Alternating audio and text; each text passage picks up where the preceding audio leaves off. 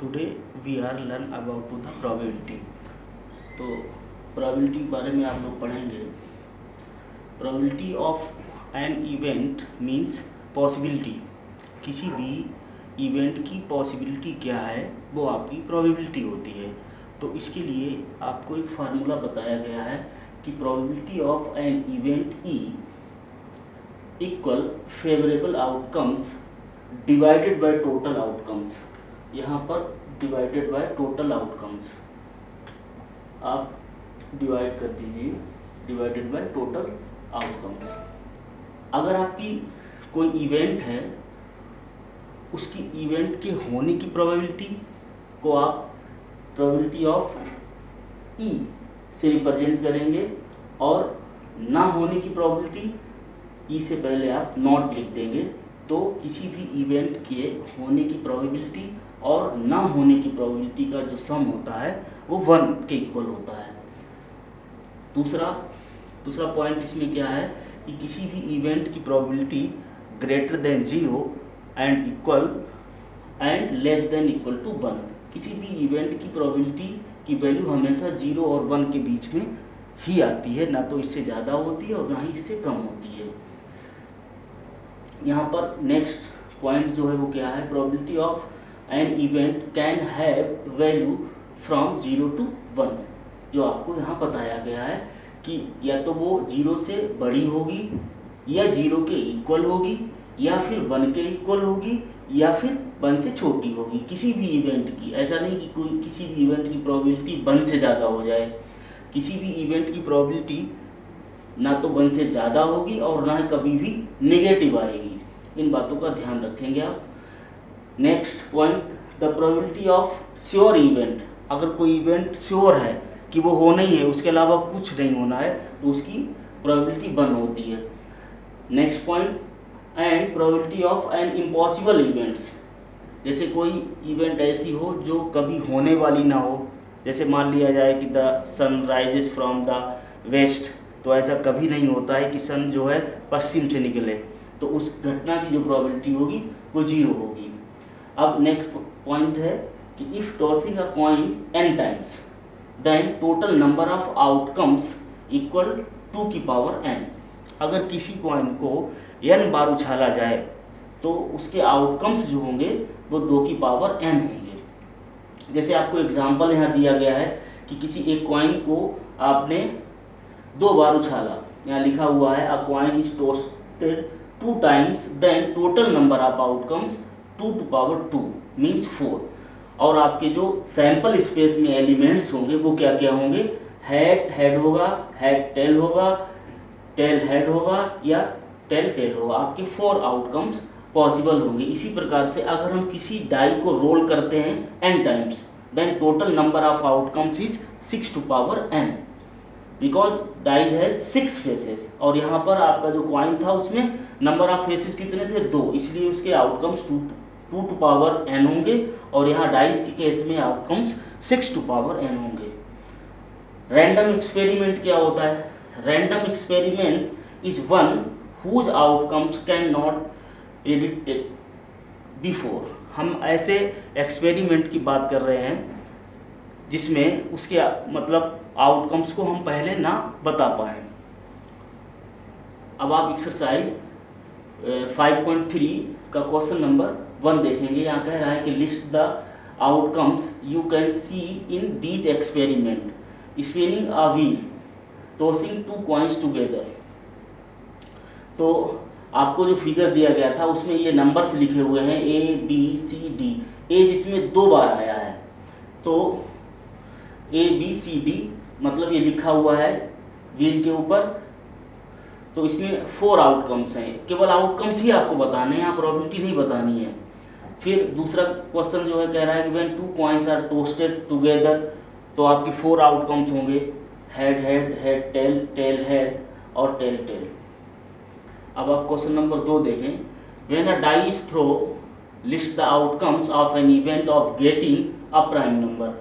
अगर आप किसी डाई को थ्रो करते हैं तो उसमें कितने प्राइम नंबर्स होते हैं। हमारे पास जो टोटल आउटकम्स होते हैं वो किसी डाई को थ्रो करने के लिए जो आउटकम्स हैं वो आपके 1 2 3 4 5 और 6, ये हमारे टोटल आउटकम्स होते हैं। तो इसमें जो प्राइम नंबर्स हैं वो आपकी 2 3 एंड 4 आपकी प्राइम नंबर हो गई।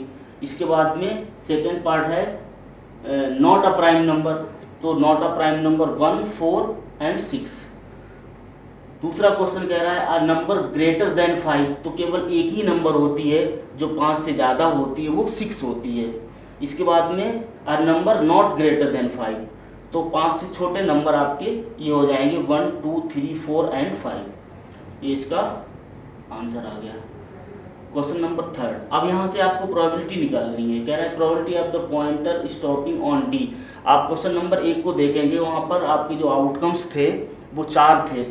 तो इस बात की प्रोबेबिलिटी बतानी है कि पॉइंटर कहाँ पे स्टॉप करेगा, और ए जो है 2 बार आया था, तो टोटल आउटकम्स आपके 5 हो जाएंगे।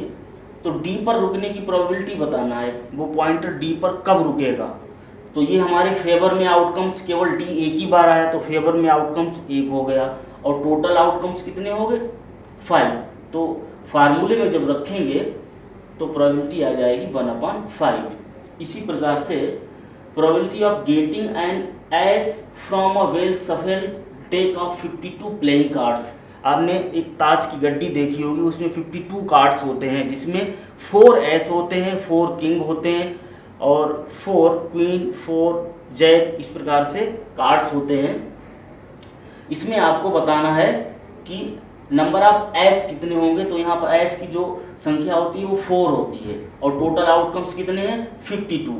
तो probability of getting an ace 4/52, this is 1/13। Question number C part देखिए, probability of getting a red apple. यहाँ भी आपको एक फिगर बना हुआ है 7, आपको टोटल नंबर ऑफ एप्पल्स दिए गए हैं, जिसमें आपके रेड एप्पल जो है 4 हैं। आप बुक के क्वेश्चन नंबर 3 का सी पार्ट देखेंगे, उसमें फिगर बना है जिसमें अलग अलग टाइप के टोटल 7 एप्पल्स दिए गए हैं। तो हमें रेड एप्पल की प्रोबेबिलिटी बतानी है। नंबर ऑफ रेड एप्पल जो है वो 4 हैं, तो 4/7 हो जाएगा। इसी प्रकार से क्वेश्चन नंबर 4, इसमें कह रहा है कि numbers 1 to 10 are written on 10 separate slips. अलग अलग 10 स्लिप्स हैं, उसमें 1 एक स्लिप पे, 2 3 4 अलग अलग स्लिप से लिख दिए गए हैं, केप्ट इन अ बॉक्स, और उनको बॉक्स में रख दिया गया है और अच्छी तरीके से मिक्स्ड कर दिया गया।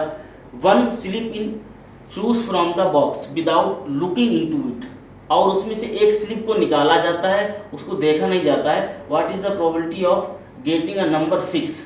तो उस बॉक्स में आपने जो लिखा था वो 6 एक ही स्लिप पे लिखा था, और टोटल नंबर ऑफ स्लिप्स जो थे आपके 10 थे। तो प्रोबेबिलिटी क्या हो जाएगी, probability of getting a number 6 1/10। Second part में getting a number less than 6, तो 6 से छोटे नंबर आपके क्या क्या होंगे 1 2 3 4 एंड 5। तो फेवर में जो आउटकम्स हैं वो 5 हैं, और नंबर ऑफ टोटल आउटकम्स कितने हैं 10। तो प्रोबेबिलिटी हो जाएगी 5/10, दिस इज इक्वल टू 1/2।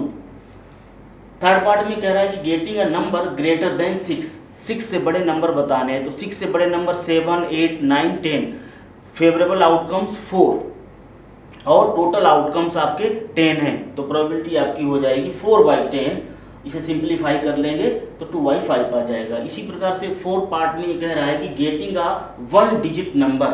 तो 1 डिजिट 1 से लेकर 10 तक जो कार्ड्स थे उस पर आपने नंबरिंग डाली थी, तो उसमें 10 जो है वो 2 डिजिट है, बाद बाकी सारे नंबर्स आपके 1 डिजिट हैं। तो आपके फेवर में जो आउटकम्स है वो कितने हैं 9, और टोटल आउटकम्स आपके 10 हैं। तो इसकी प्रोबेबिलिटी हो जाएगी 9/10। अब आप क्वेश्चन नंबर 5 को देखेंगे। कह रहा है if you have a spinning wheel with a 3 green sector, 1 blue sector and 1 red sector. What is the probability of getting a green sector? What is the probability of getting a non-blue sector?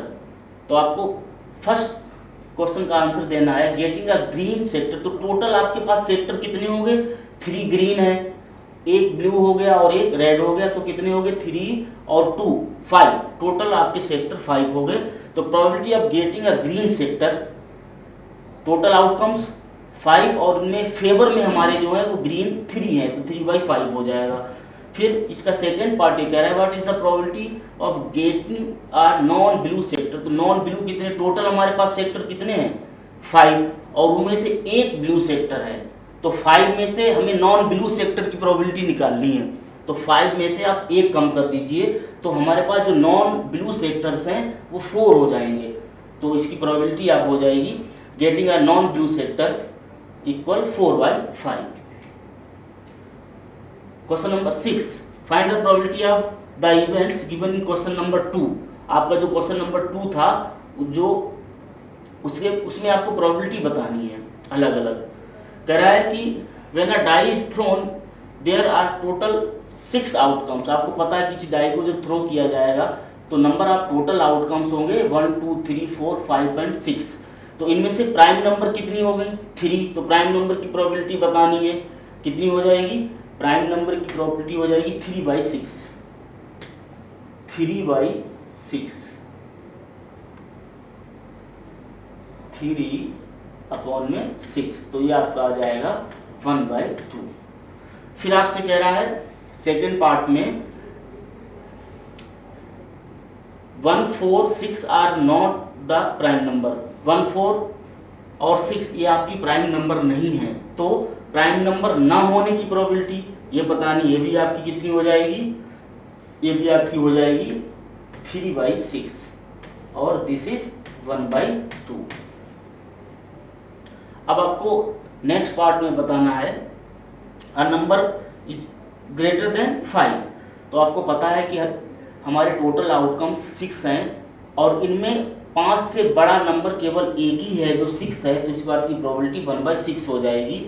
Numbers not greater than 5, तो not greater than 5 में आपके 5 number हो जाएंगे 1 2 3 4 and 5, और इसकी probability जब निकालेंगे तो फेवर में आउटकम्स आपके 5 हैं और टोटल आउटकम्स आपके 6 हैं, तो इसकी प्रोबेबिलिटी हो जाएगी 5/6।